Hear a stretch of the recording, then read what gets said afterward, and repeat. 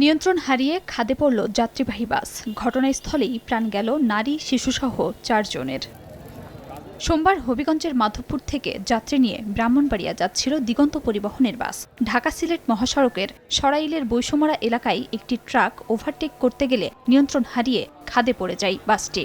ঘটনাস্থলেই 2 পুরুষ, 1 নারী ও 1 শিশুর মৃত্যু হয়। আহত হন 15 জন। স্থানীয়রা তাদের উদ্ধার করে বিভিন্ন হাসপাতালে পাঠায়। পরিবারের থেকে কোনো অভিযোগ না থাকায় আইনি প্রক্রিয়া সম্পন্ন করে স্বজনদের কাছে মরদেহ হস্তান্তর করে হাইওয়ে পুলিশ। গাড়ি উল্টা পড়ছে, আয়াসাইরা দিয়ে তলে পড়ছে 4 জন লোক। এবার তো ওই মীরা আক্তারের এই বেকোয়ান্না সাইরা আলগি দিয়া লোকটি বাইর করছি। মৃত সংখ্যা আপাতত 4 জন এবং বাড়তে পারে। তারপরে গুরুতর আহত আছে 6 জন। সবাইকে সদর হাসপাতাল এবং ব্রাহ্মণবাড়িয়া সরাইল উপজেলা স্বাস্থ্য কমপ্লেক্সে পাঠানো হয়েছে। এদিকে কক্সবাজার থেকে ঢাকা আসছিল এভারগ্রিন পরিবহনের একটি বাস। অন্যদিকে চকরিয়া থেকে কক্সবাজার যাচ্ছিল শরীফ এন্টারপ্রাইজের বাস। চকরিয়ার মেদাকচ্ছপিয়া এলাকায় বাস দুটির মুখোমুখি সংঘর্ষ হয়। এ সময় শরীফ এন্টারপ্রাইজের বাসের ছাদ খুলে রাস্তায় পড়লে এক শিশু মারা যায়। আহত 8 থেকে 9 যাত্রীকে বিভিন্ন হাসপাতালে পাঠায় স্থানীয়রা।